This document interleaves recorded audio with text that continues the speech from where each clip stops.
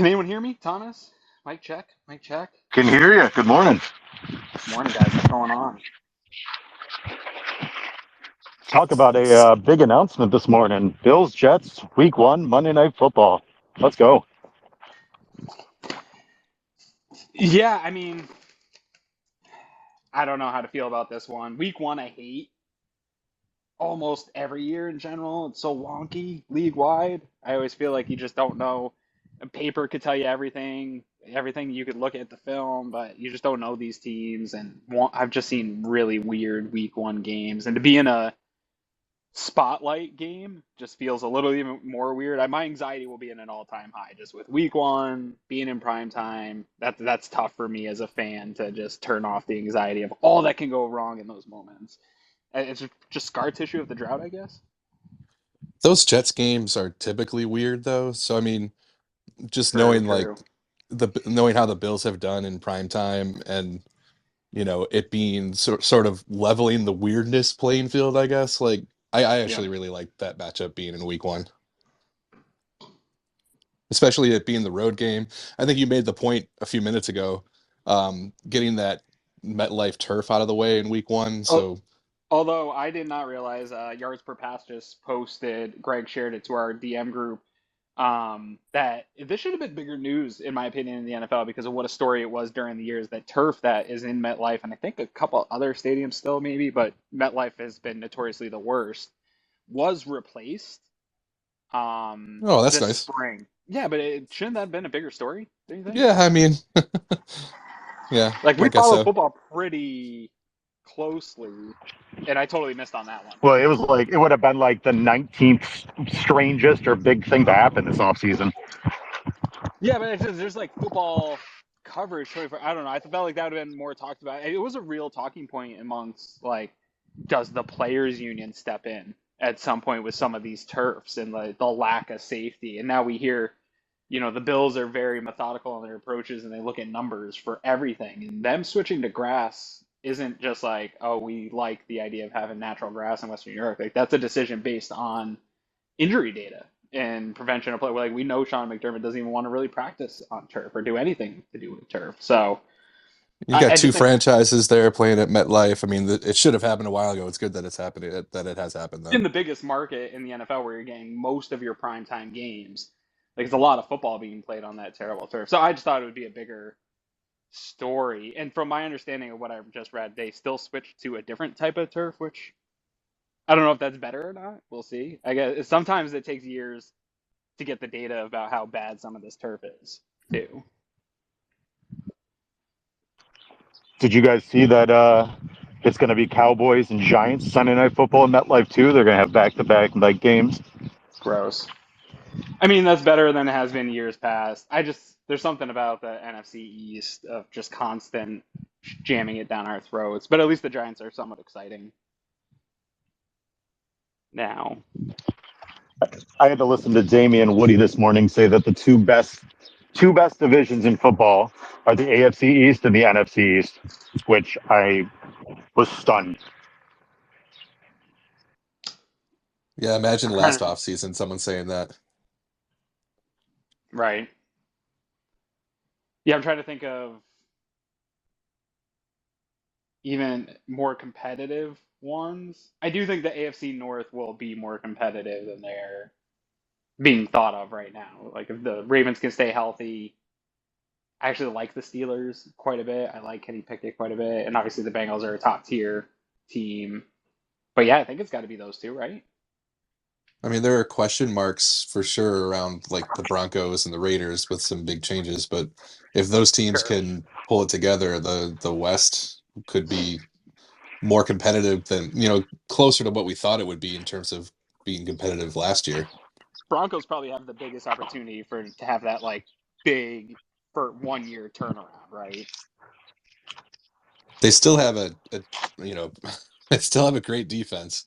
Yeah. If Russ can cook anything, you know, Honestly, if he can make a could be a sous goddamn chef. ceviche, like, Yeah. you know, Be a they'll sous have chef, something. a prep cook, something. But yeah, I mean, Sean Payton coming in, you got to figure there's a whole, hopefully, for them, a whole culture shift, and Yeah. it'll be interesting to see what happens there. And then Jimmy G going to the Raiders. Um, I don't know, if it seems kind of a little bit more like a lateral move. If anything, maybe a slight downgrade, right, from I was Derek gonna say Carr. at best, right? Lateral at Yeah, best. yeah, but More handsome, less gothic, punk looking, more of traditionally handsome quarterback. He should do well in Las Vegas. Definitely off the field, maybe on the field. yeah, and in that Uh, McDaniel's offense, though, too. I mean, he's got a chance to it's be like a solid game manager, I would think. they definitely have, in my opinion, pieces to put together to field a like highly competitive playoff team. I think Yeah, they're yeah. just getting If it all Josh put together. Jacobs can play at the level he did last year, I mean, they're a team you have to certainly watch out for. Yeah. Max Crosby is one of my favorite players in the league right now too. So pulling it back a little bit to this Jets Bills matchup that we've heard about here, and if anyone hears anything else leaked while we're live, I'm not scrolling Twitter right now, so it'd be super helpful to any leaks can pop in here and we can discuss them. I think you can send tweets right to the spaces. But talking about this Bills Jets matchup, if you weren't able to check out Cover One Buffalo last night, I think it's worthy content of your listening. So maybe if you go listen to that, Kevin Cole, formerly of PFF, had a couple great points. He does the chart of loss and gain and expected point or points lost and gain in the offseason. And in his chart, the Jets are astronomically ahead of everybody else. Obviously, when you bring an Aaron Rodgers in and sub it out for Zach Wilson, like that's going to increase every metric, right? But the conversation now leads to, with this being the game 4 months away, is really how much of an improvement, like how much did they close the gap to the Buffalo Bills? And I think that's what the league is interested to find out here week one. Just on paper right now, way too early. I'd hate doing predictions and stuff, but what do you guys think in terms of like how close are they? Like how much of a nuisance are the Jets going to be this year for the Buffalo Bills? I mean, I think they're always a nuisance. That's the thing. I mean, I said it a few minutes ago, so I'd hate to repeat myself, but like these games with the Jets, they always have that chance to be really freaking weird. Like some weird score, something is going on that like we just didn't plan for, didn't expect. Um, and I mean, they've played us close at times, even when we thought the gap was wider. So, I mean, they've been working on a rebuild there. I think that maybe they shifted their approach, right, with this offseason and kind of, bringing Rodgers in. It's like they've shortened the window, but um, in that window, the talent, right, all of a sudden that if Rodgers can play at the level or close to a level that we've seen from him, they answered that biggest question that they had at the quarterback Yeah. position. I think So the biggest takeaway at the end of the season when we like looked at some of the teams league wide was like, man, if the Jets or Lions can get like even average quarterback play, those teams can be dangerous. And I think it's fair to say that even at his age and maybe hitting an age wall, Aaron Rodgers is still above average. So like it's a legitimate concern that good teams get above average quarterback play. That's probably the floor for him on a good team. AJ, I see you popped in here. Thomas, you got a point on that? Yeah, I mean, obviously we all know that division opponents are always notoriously difficult. They always play the game close, except for when everybody played Brady. But I think this matchup it's intriguing in the sense that like we saw what Rodgers was last year with the thumb injury, and you would think he would be rejuvenated. I know the big talking point for Jets fans right now is him having a chip on his shoulder, that little cliche that everybody always says when you move team to team. And I suppose it's possible. Um, I'll tell you this much. I'm very intrigued as to how a Hackett-led offense or Aaron Rodgers-led offense, however you want to look at this, is going to translate with what they already have. Because you already know their defense is stymied. I just wonder if that defense can replicate what they did last year, because Sauce Gardner got a lot of liberties to be able to do what he wanted last year. I don't think that's going to happen again. But then again, you have Quinn and Williams in a contract year. So there's a lot of pieces to that puzzle on that Jets team. And you already saw that they were really good last year. And like you said, Aaron, I think they were one piece away from being a very, very tough matchup. I'm intrigued to see how it all shakes out. I think on paper, and I still truly believe this, I think the Bills are the better team. And that's not a slight against the Jets, but the Bills really, outside of Tremaine Edmonds, didn't lose a whole hell of a lot. They're pretty much returning most of the roster, and they added on there too. Offensive line, Dalton Kincaid, and I was listening to Jets space just a little bit ago, excuse me, and they don't think that Dalton Kincaid's going to be much of anything for the Bills right out of the gate. They don't think he's going to really add a whole lot, and I tend to disagree. I think if Josh finds that Dalton Kincaid is a trustworthy target, he's going to hit him early and often. And you saw last night in that embedded video from the Buffalo Bills that their guy DC, I can't remember what his name is, or DeLaus, one of the guys in the analytics department, said that Kincaid had the best hands of anybody that he's actually ever looked at when it coming out of college. So I think the matchup's going to be fun. I think it's going to be exciting, but I tend to believe the Bills and Josh are going to come out with a full head of steam this time. And Aaron, to your point earlier, hi guys, hi, thanks for hosting. What's Morning, up, AJ? AJ. Hope you're all doing well. I like your point, Aaron, earlier because you saw it like really come to fruition last year about you don't really know like what the teams are going to be going into week one. Like the Rams last year were supposed to be this juggernaut that just won the Super Bowl that are Stafford's going to run it back. They still have Aaron Donald, and that they just didn't turn out that way. So I think you got to look at the narratives coming from this game. Obviously, I think whatever team wins, they're going to overreact because that's how week one goes. But it's going to be a big game. Whoever loses, I mean, people are going to talk about the Jets not winning the division. If the Bills win, or if the Bills lose, then it's going to be like the Jets are taking over the division. In the grand scheme of things, it's one game. It's on the road. If you lose it, it's not the end of the world. Would you like to have it? Yeah, but it's not like it's not a must win. If you get out of there and get a win, it's a little revenge from last year. But it's one game. The Jets got better, and it's going to be a tough matchup. I'm really excited for it. Yeah, to me, it's a little bit how do they look week one? I mean, I know there'll be a bunch of people in my mentions that if you ever talk about a loss in any positive light, but there's not all losses are the same. I look back at the game Josh got hurt in, and if they look like that against that defense again, where Josh is it was really tough to watch. I've watched it back since, and that game, the Miami game, was brutal. Like there was a couple games this year where it was physically exhausting for Bills players and the situations they were in, and the games were harder than they probably should have been. And that's for me what I want to see against this Jets team is the Bills were straight up unmatched or outmatched in the trenches against this team, both matchups. And so I want to see how much better did they get there, and can they hang in the trenches with a really aggressive team? Because if you can with the Jets, I don't think there's another team on the schedule that is going to give you a more aggressive, like matchup for matchup look than the Jets are on both sides of the ball right now. Right, Aaron, and you also like there's more, and there's a narrative right now going on like the Jets, and they're new, and it's a new OC and Aaron Rodgers' first game, so they're not gonna be really like locked in as later in the year. But you also got to think like the Bills, in a sense, have a lot of new pieces too. Harris, Hardy, Sherfield, how all they work in Kincaid, Dorsey, second year. So there's also a lot of uncertainty. I know they got Stephon Diggs and Gabe Davis, which are kind of like the sure thing, Dawson Knox, and obviously Josh Allen. But there's a lot of things that the Bills are going to be, I think, doing on offense too that is going to be a little new, and you might see some hiccups in the beginning just because of the new weapons, the uncertainty. You got to find where Shakir fits. You got to find where Hardy fits. There's still a lot of question marks on that.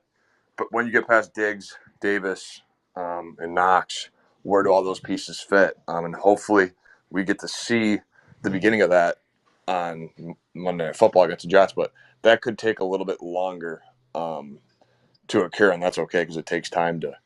I'd rather be good later in the year than come out hot. But hopefully they do both. Yeah, to that point, I was just thinking about that too. Like if they if they lose that game, like, I mean, the silver lining I guess you can look at is that the spark, right? I mean, not that they need a ton of motivation. They're already kind of getting these chips on their shoulder from national media being kind of down on them. Something else that you guys talked about last night on the podcast, but if they go to New York and drop that first game, I mean, that could be potentially something that spurns a winning streak. Also, it's super rare what the Bills did for a couple years in terms of just like the dominating effort they put over their division, like sweeping your division or only losing one division game. It's really hard in the NFL when you look at historical what teams are able to do against their own division. So you're going to drop one, and I can at least wrap my head around a week one. Like I said, those are wonky games. It's going to be a home opener for them. There's a lot of excitement there. Like I can give myself every excuse how you can drop this game. Again, to me, it's the point on how do you look up against this team. But the Jets also, this is not a perfect football team. I think a lot of people are looking at, Aaron Rodgers coming in, but part of the way Aaron Rodgers looked last year was obviously the lack of weapons. I think the Jets have more, but it was also their offensive line didn't do a great job. He is not the mobile quarterback he used to be. He's still somewhat elusive, but he's not nearly. He's getting up in age and taking a lot of hits and a lot of hits in the pocket. And this Jets line and front unit, I mean, we saw what the Bills were able to do with them and the types of pressures the Bills were able to bring and just get totally free rushers. Like that, it might start out real well for Rodgers. It might not present itself in week one, but I can see some hits piling up for him if they don't shore up things and guys really take leaps forward in development. I think that's probably the biggest talking point out of New York this year is like, cool, we have all this stuff, but do we trust this to protect him at his age? And to your point with that, Aaron, now we're talking about potentially a different scheme under Sean McDermott, which relies more on pressure packages and blitzing. So you know that if they know that there's a weakness on that line, Sean McDermott's going to try to exploit it and take advantage of it full throttle and send as much as he can right at Aaron Rodgers. Yeah, it sure would be nice to have Von Miller back for that game, but obviously don't want him to rush back. He But wants to rush back knowing that it's a prime time against the Jets. Like he understands all these things about football, and I feel like he is definitely at least pushing for it. And I also Uber Hansen in the DM group had asked, would you rather have Vaughn and Brees Hall or neither? And Eric answered immediately is like both, and I agree. I think for yeah, football, I want if both these teams were fully healthy going into the year, that would be the absolute bee's running knees for running all backs of the don't scare NFL. me, Yeah, dude. Yeah, Brees running Hall's backs don't scare different, me. man. He's I good. don't know. Don't I know? Yeah, he's good, but I Tells mean, tells like, Derrick Henry, Dalvin Cook, like, I mean, bring these guys on. Like, look, it's just even if they get going, which they typically don't against the Bills. I mean, I mean, I Dalvin think Cook broke a 80-yarder against us, didn't he? it was that way. Yeah, that other aside from that one play, yeah, that he broke one, but um, the the pressure packages that Thomas was just talking about, like it's going to be really really intriguing to see the new look Bills Yeah. defense and how they attack. I mean, the last time the Bills played Aaron Rodgers, they got after him. I mean, they didn't even want to drop back and pass. So you heard that great quote from Vaughn, where he said to Rodgers, like, "You guys going to drop back and pass? They're down by like 2 or 3 scores, and they're just running the ball because they don't want to mess with the Bills pass rush." I mean, obviously, the Bills pass rush at the end of the season looked a lot different than it did in that game, but um, and of course, I mean, I know the Jets are a different team than the Packers, but um, it's a talking point that we're going to be following for sure as we get closer. Do the Bills add another pass rusher, one of these veterans that's sitting out there? We'll have to see what happens. Speaking of pass rushers, what do you guys feel with Greg Rousseau him being a first round pick, defensive end? What kind of step does he need to make this year to make you guys feel that he's making quality steps in his development? I'll start out there, I guess. I think the continued steady growth since he's come in, it's been a very steady incline. Usually progress doesn't work that way for these prospects. You see a lot bigger of a dip. He had that little bit of a rookie wall dip McDermott talked about, but it didn't seem to be that significant. He was still a really solid run defender. Last year you saw the pressure, his ability to generate pressures continue to increase. I don't think he's ever going to be that twitchy closer that Vaughn is. So you'll have to always find that athlete to, I think, pair with him.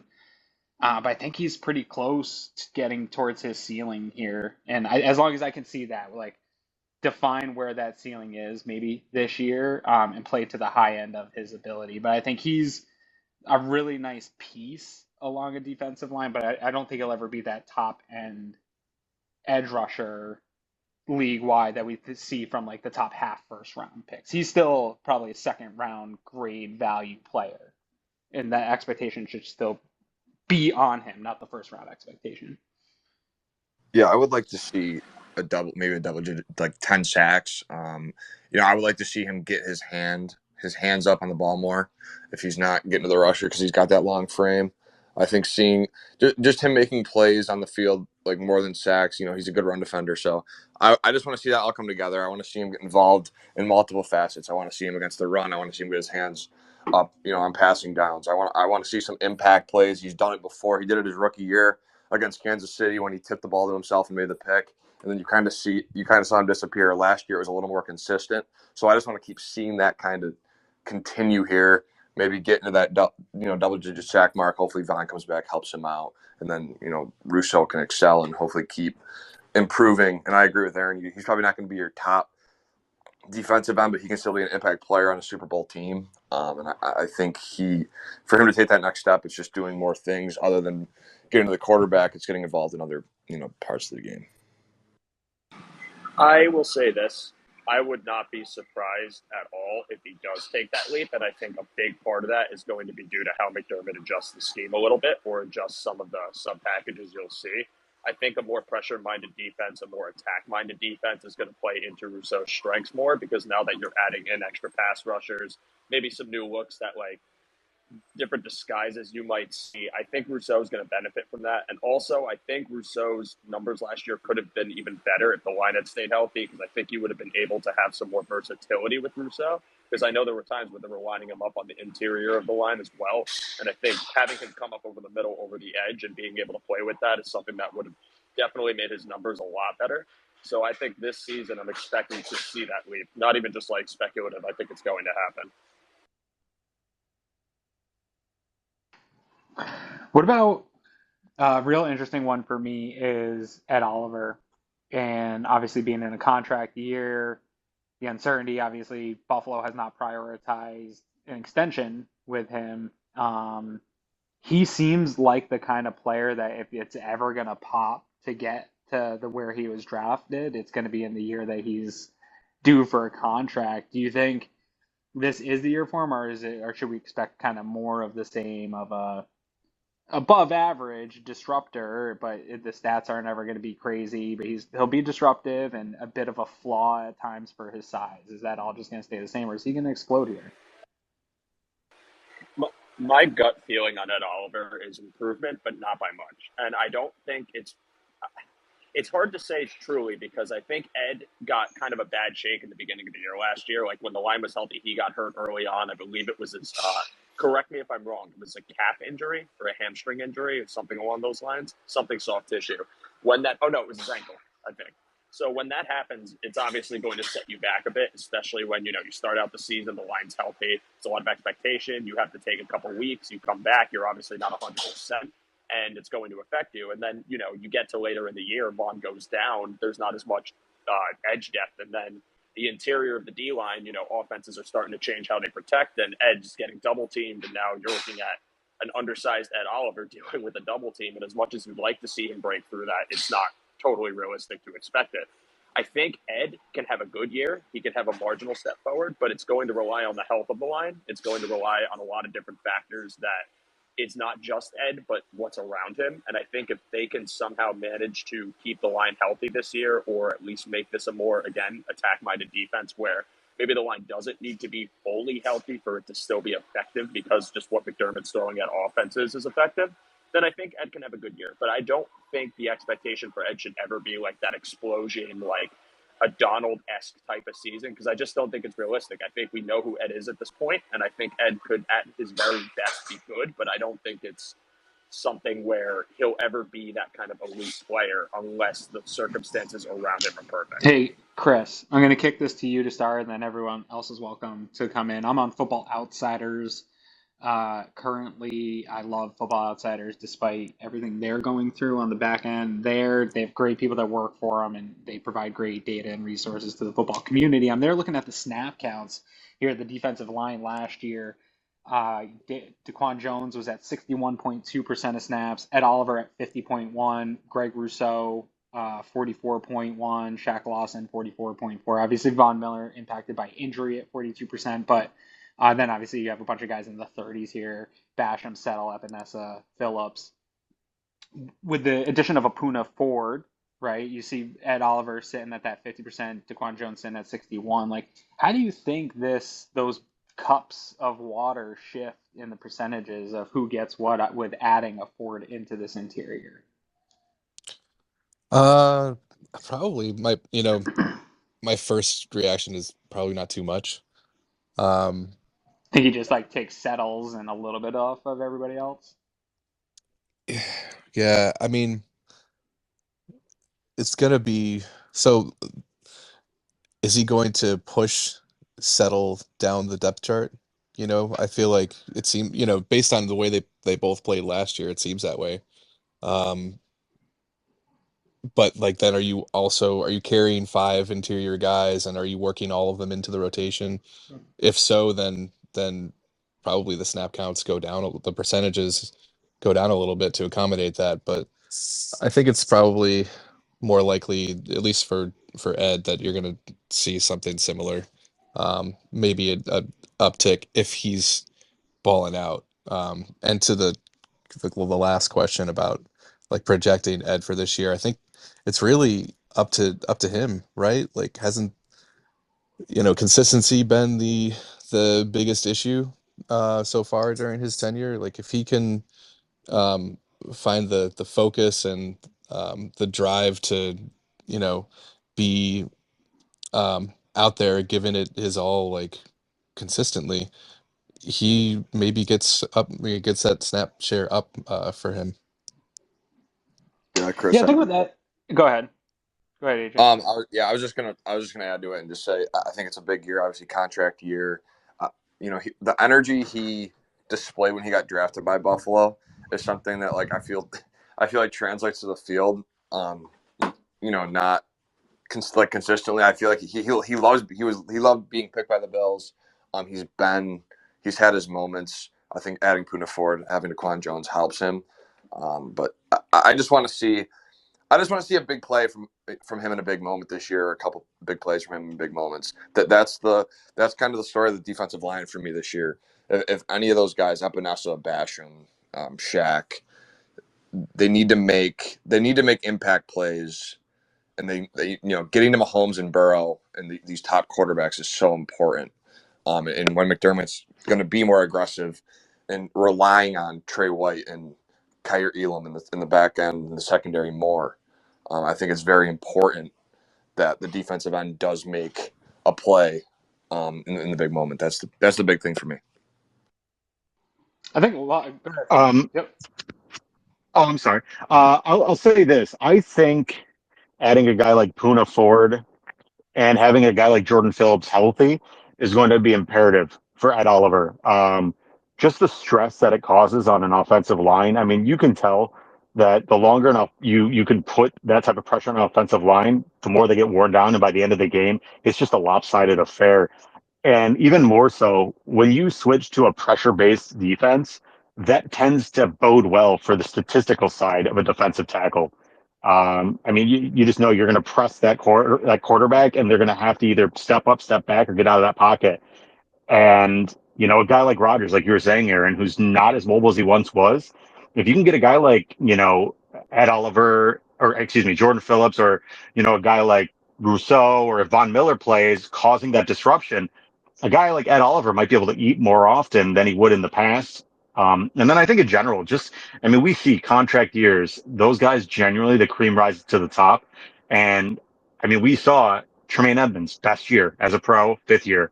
And we've seen that in the past over guys that we've had on our team that, generally speaking, contract years, they just outperform what they had in the past.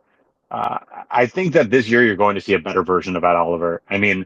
Unless the guy was an absolute flop and the guy just shits the bed this year, with everything the defense is turning into, I think this is going to help a guy like Ed Oliver. And on top of that, the other part about it, which I don't think is truly spoken enough about, Ed Oliver's impact could have also been diminished based on the fact that our secondary was so shaken last year. They play hand in hand with each other. A quality secondary makes a defensive line better, and a good defensive line makes a secondary better. When you have safety, injuries like we did last year, Trey was out for half the season, Kyer was learning, Benford was learning. That definitely played a role in Ed Oliver not being as, successful, but also on that stat sheet as often. So I think all those things together are going to play into Ed's pocket. A lot of it too is how he's been asked to be used throughout his career here in the development of Ed Oliver. Some of it's been on him. I don't disagree with some of the criticisms of the perception of effort. I don't know that's always the case. When we watch back the Bills, I see very disruptive player. I really do. He creates havoc. It's similar to Jerry Hughes in a lot of ways. It does not always result in production. Von Miller right now seems to be the only one that really like generates is such a good player that his talent beats out what the scheme is asked to do for the Bills players, and sometimes they're getting pressure and being disruptive. The Bills are one of the most havoc-wreaking defenses in the league a year ago, and Ed Oliver was a big part of that at 50% snaps. He's definitely a better player, I think, than the perception of him is, because it's hard to quantify. It's not showing up in sacks. It's not showing up in registered QB hits, things of that nature. He doesn't make those big splash plays to the point. Like that conversation we had often about Tremaine Edmonds. There's only so many of these splash plays to go around, and you have all pros at every level of your defense at the same time. And so some people, while he was a high draft pick and maybe the value doesn't associate anymore, like you still do need role players in this defense. I think he plays a really good role of like havoc wreaking interior penetrating guy. And they don't really have like Jordan Phillips can be that, but again, he has questions about being able to stay healthy with consistency. And I think you need multiple of those types of guys. And Settle wasn't it last year. So I'm really excited about the rotation of now DeQuan Jones has some insurance and relief in Puna Ford, and now we can rotate in certain situations, Oliver and Phillips, keep all these guys healthy and really let them be disruptive. But I think Ed Oliver is about to bust out. I predicted it last year that he was about to have a big season. I do think the injury hampered him a little more with his playing style than was let on. I think he will cash in this year. I'll say this. I think a veteran edge rusher would absolutely help Ed this season, too. I think just shoring up the depth on the end is huge. Shaq Lawson's good in the run. I don't know how I feel about him being the true depth with Epineza on the other side. I'd love to see them try to make a play on an Ngakoue or a Houston or, whoever else is available. Ingram's out there. I think it'll just help your interior. Yeah, Ingram, sorry. That was the one I was trying to think of, too, because I don't want to bully us. But I think adding to the edge depth will help Ed. It'll help the interior as a whole. It's really just for me, what I worry about is the health of the line. And I think Ed needs too many things to go right to be that guy versus, and it's not a question of his ethic. It's not a question of how high his motor is. Like, I'll never doubt that. It's just I don't have enough confidence to say that this line is going to hold up enough for Ed to have that boom season that we all want him to. To me, it just doesn't seem like that'll ever happen. But I hope I'm wrong. I really do.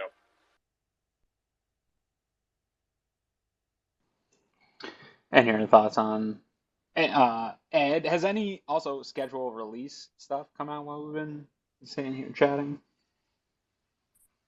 No, but the Bills did. Well, there was an announcement. The Bills, which is in the jumbotron, have hired Marissa Figueroa as an assistant athletic director, which would be the first woman to have that job full time, which is a pretty incredible thing. Cool. I don't know who that is or what athletic directors do, but I'm happy that the Bills have seemed to be. I said this the other day on the radio. I was on with Bulldog and didn't necessarily say it in this context, but I think there's a perception of the Bills they're up here in like the Rust Belt. They have Sean McDermott, who's just like a kind of tough guy wrestler, and Brandon Beane. And I think there's a perception that they're like conservative because of the way they talk about culture and process and being methodical. But really, they like almost in every way, whether it's been play calling, trending the league and running nickel, trending the league in offense and how offenses approach, being super aggressive and taking timeouts and challenges, using data more than anybody, hiring women in spots of football. It's almost every time we see them making a female hire, they're the first team to hire a person in that position. And they seem to be most flush with females at positions in football. And I think they're a much more progressively run team than it appears. I think they have a conservative look to them and they talk about being methodical, but it's actually like Brandon Beane will trade up in every draft and do all these things and make crazy moves. Like they're pretty leading the NFL in a lot of ways. There was a comment that McDermott made in that embedded video that just came out last night that I thought was pretty interesting to, as part of that discussion. He was addressing the staff, after day 3 of the draft. This is towards the end of the embedded thing. And he talks about how the Bills coaching staff and their scouts, they're much closer than a lot of other teams. The line, between them is a lot thinner. And he commented on how that's a relatively unique situation around the league, and he thinks that it has played a role in the team's success over the past several years. So that's something And how to. poorly Brandon Beane is drafted. No, I'm just kidding. I actually have not had a chance to see the embedded yet. Last night, unfortunately, not unfortunately, it was a lot of fun. I had to go get my son new basketball shoes, so we went and did that, and then I had the show. And so in between that, it got released at 7. I was doing some work to get prepped for the show, so I have just not had a chance to do it this morning. I'm assuming it was amazing. I saw a couple of It the was clips. cool.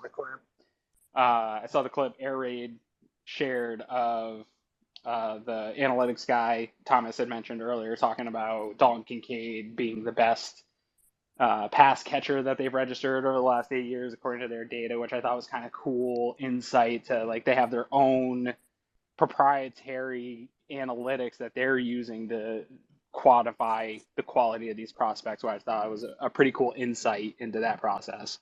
And it was interesting to see how in on Kincaid they were, like, as the draft was going along, and he fell out of the initial range that they thought that he would get picked in, and you could just see the excitement. I mean, they caught several moments on camera where Terry asks Bean who he likes, and he's like, that Utah tight end. This is before the Giants have even picked. So it's definitely it confirmed for me, like, this is a guy that was really high on their board, and they, we should be excited that they made the move to go up and grab him.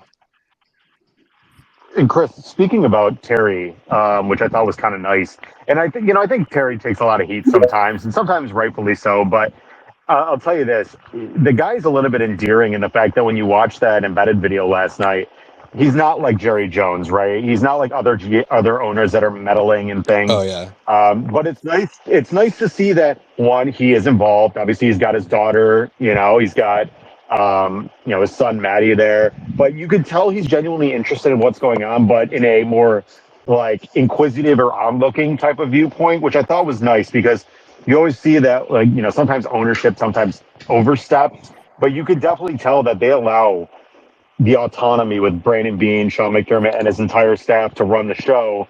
And, he's just kind of as an ancillary opinion, but more so just to see what's going on, which was really kind of nice. Absolutely. Yeah, it's really cool dynamic that he's got with the team. I think Greg, I've heard Greg say this several times, like, he's the best kind of owner, right? So he lets McDermott and Bean and their guys do their jobs, and he opens up the checkbook when he needs to help them do their jobs better. I feel like that meme of the kid holding his breath, trying not to make a witty Sabres comment right now, Chris. In terms of being the best, he's a very good football owner. I'll give him that much. But I think Brandon Beane and Sean McDermott have also earned that trust. And the way I think there was a idea presented, I think Brandon Beane and Sean McDermott were a package deal. I don't believe they were hired separately. I think there was a plan presented, and Kim and Terry bought into it, and they're like, yeah, no, that's what makes sense. Let's do that, and have given them the resources to do it, and it's worked out. It's paid dividends the whole way, starting with accidentally backing into the playoffs and breaking the drought. That was like a huge win for the Pagulas, getting the Buffalo Bills to end the playoff drought. Like that was really their first successful sports victory outside of purchasing teams, right? So, I mean, Sean McDermott and Brandon Beane have proven to be worth allowing to make those decisions. I'll say this in regards to the Sabres. I think you're going to see a very similar approach going forward with Kevin Adams and Jason Carmanos and Ventura, like that whole staff over there. I think they're starting to earn that same autonomy because you're seeing the same decision making with Kevin Adams, and he follows. That's the one thing I really appreciate. And like you were saying about with what he does and how Brandon Beane runs his operation and how he's progressive. You're seeing a lot of those very similar decision-making ideologies, having a very good analytics department. That's the same thing that's happening in Buffalo too. So those type of culture changes and that dynamic is rubbing off in both franchises. And maybe he fell backwards into both GMs and potentially successful markets. So And he's probably noticing what's that his approach on the football side of being more hands off is having a positive impact, right? So he's maybe learning from that and starting to apply that sort of a strategy to the hockey side of things. For sure. Sheed, 808. What's going on? You've been sitting here waiting. What's happening? I know. I don't have a comment at the moment. I'm just kind of excited. I saw that the Bills is hosting, or the Jets is hosting the Bills. And I was just thinking to myself, who ever been scared of the Jets? It's just so much hype behind this team. I'm just ready to go, Yeah, I tweeted it out. It was my real second thought about the matchup is like the worst part of this is now we have 4 months to wait for this game, and we're gonna have to listen to insufferable people that are Jets fans for the next 4 months. And I'm gonna be frustrated with the hype and the national media attention they get and the conversation around that team that hasn't proven anything. But at the same time, I'd also be a hypocrite where if that was me and the Bills never got Josh Allen, say they ended up with Baker Mayfield or Sam Darnold instead and didn't work out, and then we ended up with Aaron Rodgers now, I'd be insufferable as well. So I'm torn between like I don't want to deal with these insufferable people and also understanding that I'd be crazy excited too, and that there should be there's some level of the excitement that matches what the expectation of this team should be. Yeah, but it's still the Jets, man. Ultimately, For in sure, my for sure. lifetime, the Jets have never scared anybody. So but I think this is a good opportunity for the Bills just to lay low. I love this under the radar kind of like everybody expect the Bills to take a divisional round exit. Maybe not even win the AFC East. I kind of love it. I think it's a good chance for them to just chop wood and carry water. I think it's Yeah, really yeah. interesting that those two losses, like the last game of the year, will influence what people think as far as like how far you can go the next year. Like it makes no sense to me. It's like, oh, the Bills are trending down because a couple of years ago they went to the AFC Championship game and then they lost in the divisional game. So now they're not going to make it to the divisional game. They're not going to win their division. I mean, it's just like the conclusions that people draw from these trends that don't, are just like imaginary, right? Or Yeah. just have no real basis in like real football. It's really fascinating. I Chris, I've literally listened to fans state that Josh Allen regressed last year, which he had one less interceptions, one less touchdown pass, almost the same yardage by about 120 yards he was less last year, all the while with a UCL injury. I'll tell you, there's a lot of weird narratives that go around the Buffalo Bills that the window is closed or closing. And that the big one that I keep hearing is that the Bills lost a ton of pieces. Their roster isn't nearly as good. The loss of Tremaine Edmonds is going to be cataclysmic to this Bills team. Let him keep talking. I like what she'd said, which she'd had some positive notes there. that doesn't happen, so that's cool. The fact that they want to keep talking about the Bills in a negative light. I love the underdog approach. I've always loved the underdog approach, and I know I've heard Aaron say it before. It's nice to come back down and not have everybody sitting there talking Super Bowl out of the gate, and maybe have a more leveled approach to this Bills season. It's hilarious to me too, because when you're talking about the Jets and the narrative surrounding them this year, like you'll talk about, like people will talk about Allen and how he quote unquote regressed, but he still had 5,000 total yards and over 40 touchdowns. But then you talk about Rodgers, who comes off his worst year of his career going to the Jets, and all of a sudden it's Super Bowl. And I get the idea that it's like, okay, even an average Rodgers season is still going to elevate the Jets enough, last season's team at least, to potentially a playoff spot. But it's like, I just don't understand how you could disregard that. And I know, and again, like I don't think Rodgers was totally the issue last year. He had a hand injury. Receiving core was brand new with rookies. So yeah, I think the regression was a part of that. Not Rodgers himself, but the surroundings. But like, you can't talk to me about an Allen regression and then turn around and say, "Oh, Rodgers going to the Jets makes him a Super Bowl contender," when Rodgers had like a worse season Yeah. and is nowhere near to Allen's level I right think now. it's important for us as Bills fans now that the team has been consistently, now we can say they're a playoff team in terms of NFL success. They're one of the few teams over the last 5 years that have consistent playoff success in the NFL. While they haven't met the goals of some of the other of what their goals are, they're still one of the better teams right now in the NFL. And so when you have that, it's the same thing we were doing to Patriots fans, guys. We were running in their mentions for years, being like, Tom Brady's a system quarterback.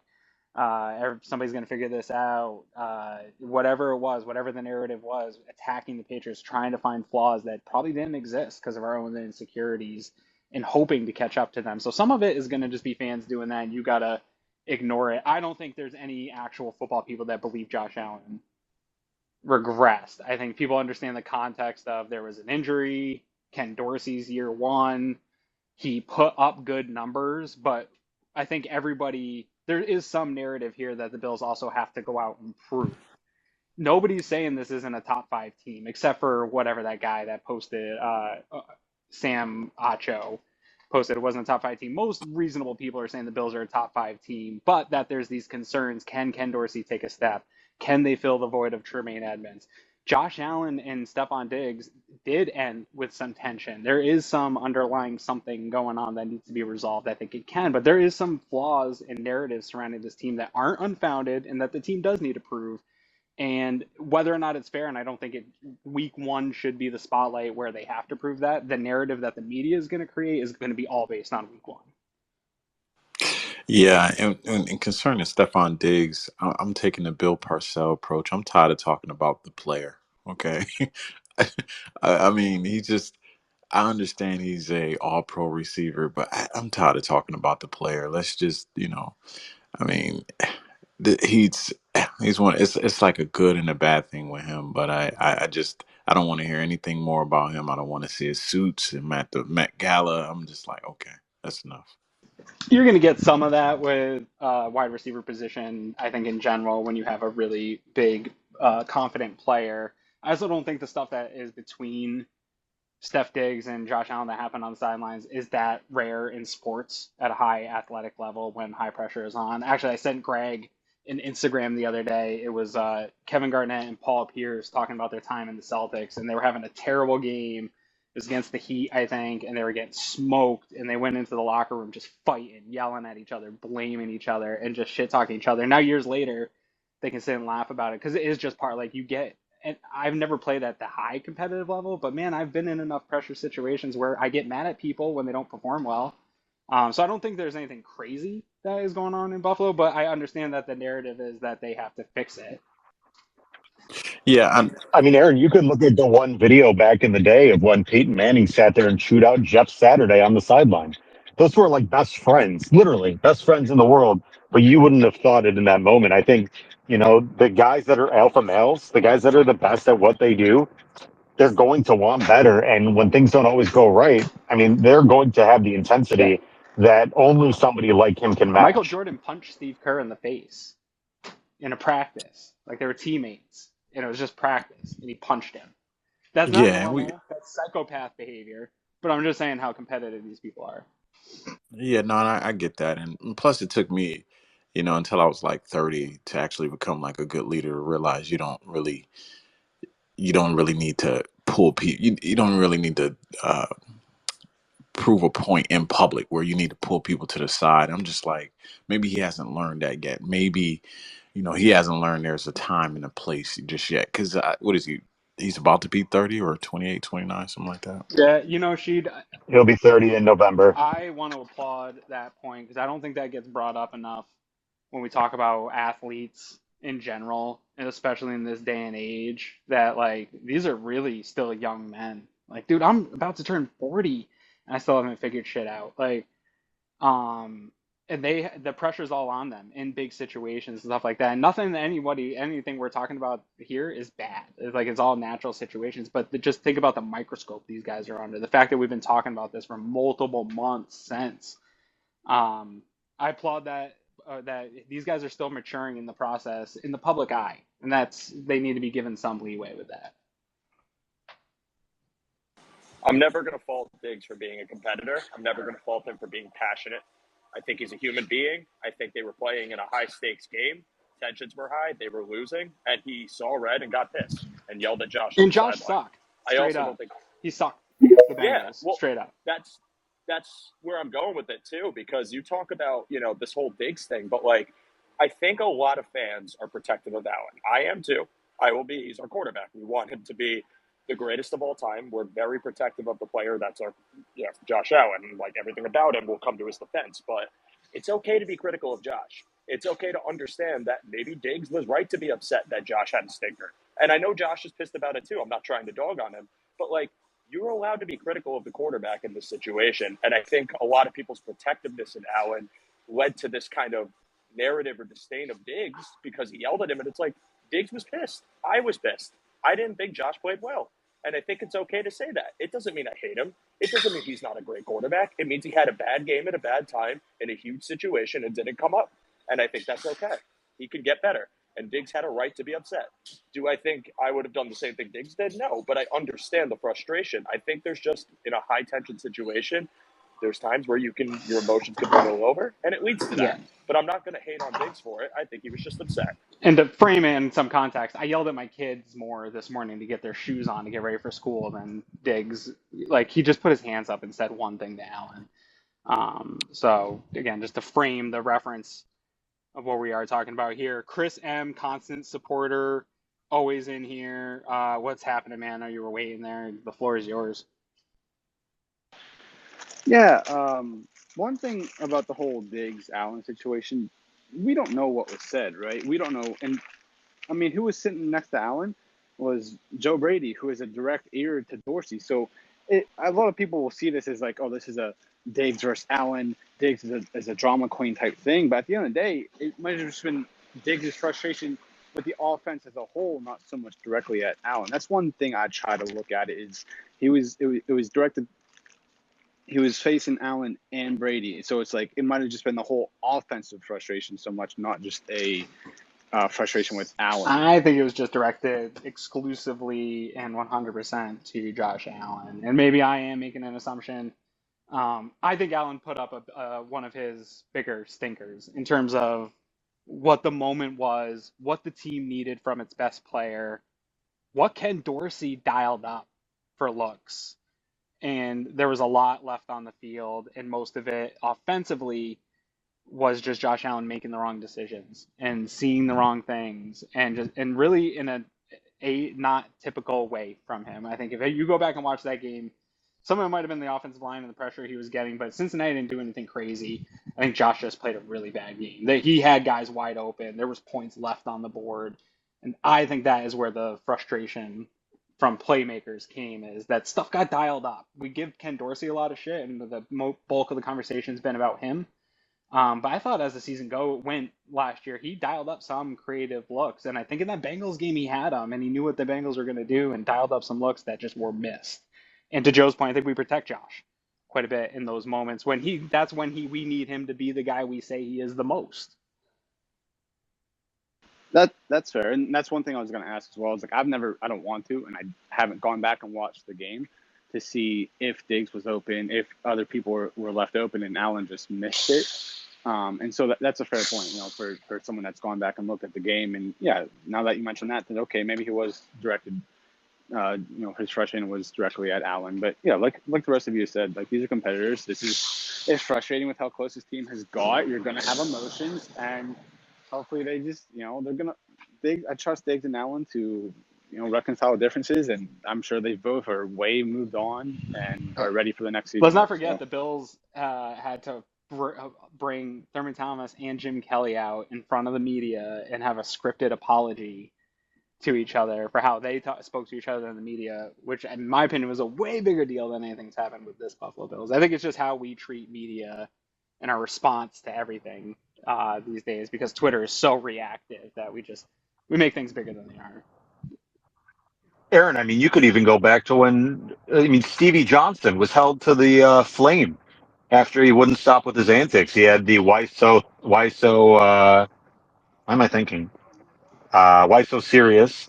And then he just kept going on and on. And people literally were asking, Bills fans were asking for him to be cut because of what he was doing. He had the atomic bomb one. He made some joke about North Korea and an atomic bomb. And then I think the one that like really bugged people out was he blamed Jesus or blamed God for dropping a catch or something. The way he worded it, and people were like, "What the heck are you talking about?" I remember that was a hot one on.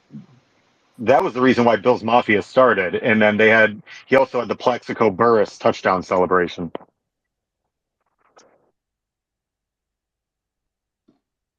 Yeah, those are wild times in the NFL. During that period of time. But yeah, no, so I think some of that conversation's definitely overstated. But I think my point stands that the way we talk about the Bills, I'd like to help frame some of it in terms like, yeah, this is a top 5 team, but it is okay that the national media is going to have questions of, can they sustain the level of play we've seen? That's really hard to do in the NFL year in and year out. Like, can they maintain that? Can this be a team that stays healthy? They had trouble doing that a year ago. Like, can they get the NFL grind? Can Josh Allen stay healthy the way he plays? Like, I think some of the narratives about the team are true, and they have to prove it. And we're going to have a hard time just sitting on Twitter being like, yeah, no, they are really good, and the stats prove it, because I think the questions are legitimate.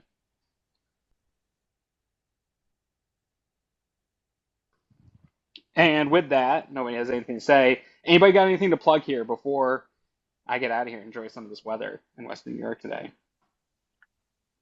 I sure do. Tonight on Cover One, 8 p.m., we have the Cover One schedule release reaction show. It's going to be myself, Joe DeRosa, Chris Kepner, Mike Bunt, Bruce Nolan, and a couple of potential special guests. That'll be at 8 p.m. tonight on all Cover One platforms. You'll be able to hang out with us, react live with us as we see and as information trickles in and whatnot. So join us tonight. It'll be a lot of fun. I will definitely be in the comment section there on YouTube for sure. Joe, what do you got happening, man? So this Saturday, 11 a.m., under review, live. I have the boys from If the Walls Could Talk coming on, and we are doing a schedule show, but more of like a mixed bag with looking at the schedule and like doing some brief reflection, but also getting their stories of what they've seen working for the Bills and how that kind of plays into the schedule and the travel and everything that they've gotten to take a first-hand look at behind the scenes. Yep. I think it's a little change in the formula, but it's going to be fun. So come hang out, 11 a.m. Yeah, if people have not had a chance to listen to the If Walls Could Talk in Buffalo podcast yet, Pat Moran, who's like an expert podcaster and podcast person, it's his favorite show. It's really a good one. And the nice thing about those guys is most of their content is not specific to like the current moment, where like Greg and my podcast, if you don't catch it this week, it might last a week or two, where this is really evergreen content. You can go watch anytime. But some of the stories, some of the insight that they've been able to share with our viewers is really fantastic. And I don't think enough people have gotten a chance to dig into it or know they're out there yet. So please make sure if you're looking for some Bills content, you're all caught up on the current stuff, go over and check those guys out, because it really is great stories. I'm looking forward to that one, Joe. They have great insight. Reddit. Yeah, they're super, super cool dudes. I'm really excited to have them on. Bills Reddit, what's up, buddy? Hey guys, I just wanted to plug myself real quick. The XFL championship game is going on this Saturday. I wrote an article on Reddit, just kind of priming people for, the game and the matchup. So check that out and tune into the game this Saturday for some fun, stress-free football. And probably after the season's over, I'll write about some of the players that I think might be good fits for the Bills, but we'll see where that goes. But I just wanted to drop that. I love it. Chris, is there going to be a XFL playback? Is that a thing? Do they have playback for XFL? It's not yet. We can talk about it, but no, Do you I'm have looking any forward coming to. up? I'm going to be on Thomas's show tonight for the schedule Yep. release. Yep. So looking forward to that, and then yeah, we'll do more playback stuff, but we have Awesome. we don't have something scheduled, so it'll be coming up soon. Very cool. Well, everyone that came on the panel, appreciate all you guys. Thanks for being flexible. I know that we usually do this on Fridays. I had to shift it around here this week, so I appreciate everybody's flexibility with that. Thank you for coming in and listening. Make sure you head, no matter where you go on the internet, whatever apps you use, search in Cover One, find us, subscribe to us, like us, do all those things, rate, review our podcast. All this stuff is what helps. I'm not going to ask you for money. If you do want to give us money and support that way, you can go to cover1.net/onepass, become a member. That it really helps us pay for stuff. But if you can't give money, that's cool too. Give support. It really does make a difference. Tell a friend about the podcast. I talk to people all the time that are looking for more Bills content, but they don't know that much about podcasts and YouTube. So share it with people, spread the word, and we really appreciate it. It means the world to us, and your support all the time. Appreciate all you guys. So thanks so much, and we'll talk next week. Go Bills.